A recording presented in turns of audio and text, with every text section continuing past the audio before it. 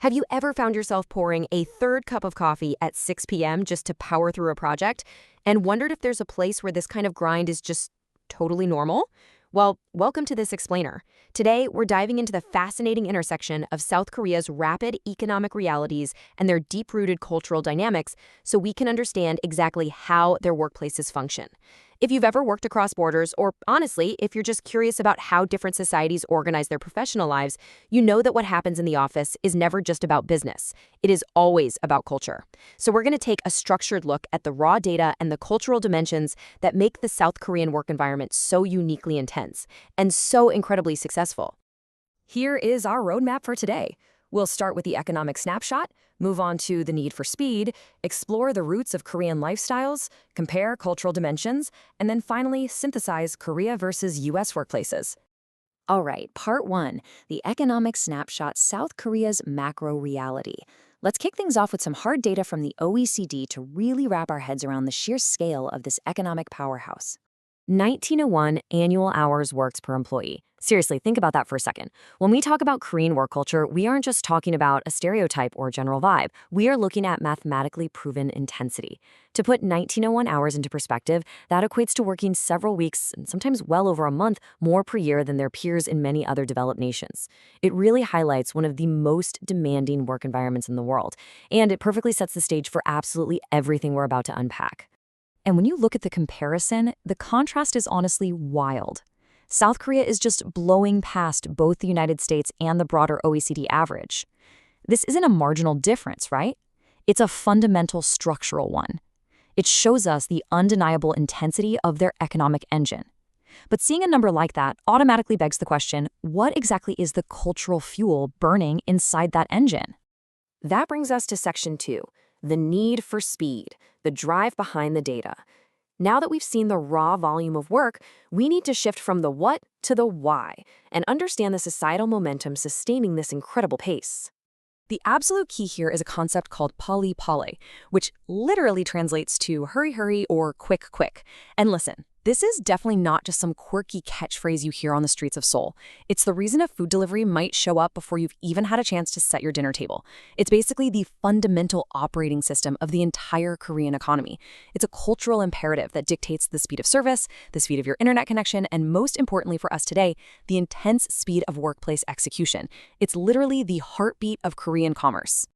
This relentless Pali-pali drive is exactly what catapulted the nation into a modern technological marvel. I mean, we're talking about a country that transformed from a largely agrarian society straight into a global high-tech powerhouse in just a matter of decades.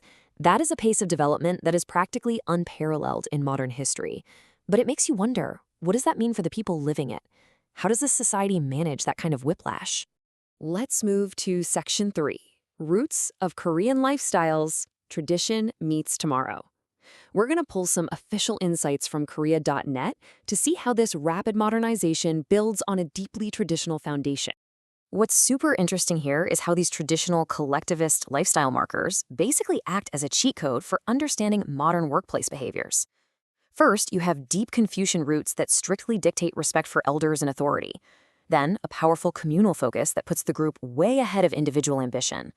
Add in rapid urbanization, where millions of people are living in highly dense, interconnected spaces, and you end up with a society that is incredibly synchronized.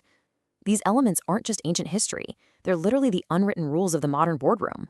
There's a great quote from the data that says, "South Korea is a society where deeply rooted traditional values coexist seamlessly with cutting-edge modernity." You really can't grasp the mindset of the modern Korean worker without acknowledging this duality. They are balancing centuries of communal tradition and strict hierarchical respect with the intense, non-stop demands of a hyper-advanced, globally competitive economy. It is an amazing balancing act.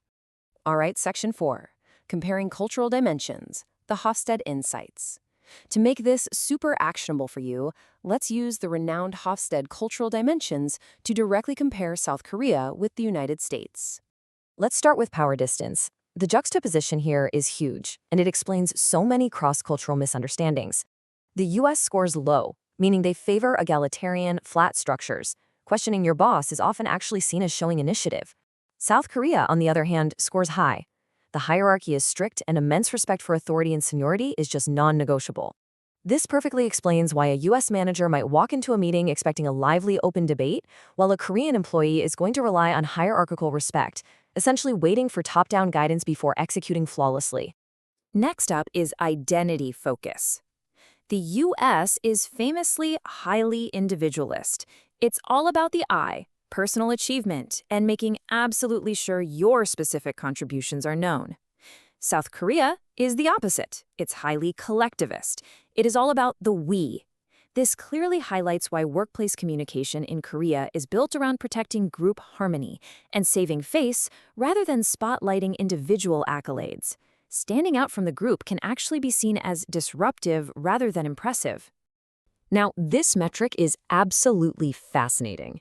In the Hofstede model, hitting a perfect score of 100 is incredibly rare, but South Korea achieves exactly that on long-term orientation. Compare that perfect 100 to the United States at 26. This highlights a massive fundamental cultural dedication in Korea to future-focused perseverance, thrift, and adapting to shifting conditions over a long period. The US, by contrast, heavily prefers short-term results and quick wins. When you have these two mindsets collaborating on a project timeline, you can immediately see where friction and potential synergy might happen. Finally, Section 5, Korea versus US workplaces, synthesizing the data. Let's pull all these threads together: the OECD economic hours, the traditional lifestyle foundations, and the Hofstede psychological data.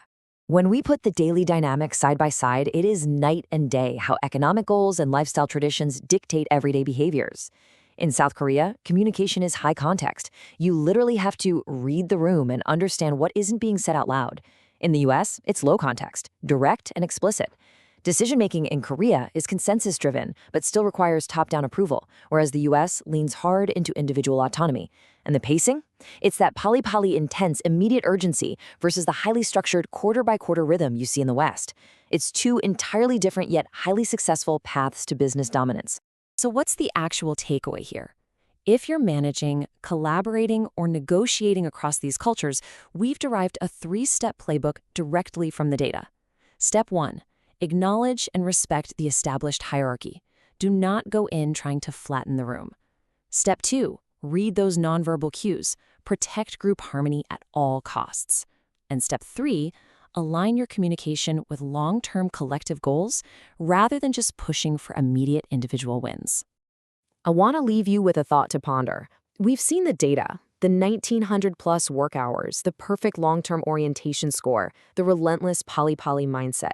As remote work and globalized business keep blending these drastically different environments together, what actually happens next? Will the global business world have to adapt to South Korea's intense, high-speed collectivism? Or will economic pressures cause Korea to inevitably shift toward Western individualism? Understanding these profound cultural differences isn't just about reading a chart. It's the absolute first essential step toward mastering the future of globalized work. Until next time, keep decoding the world around you.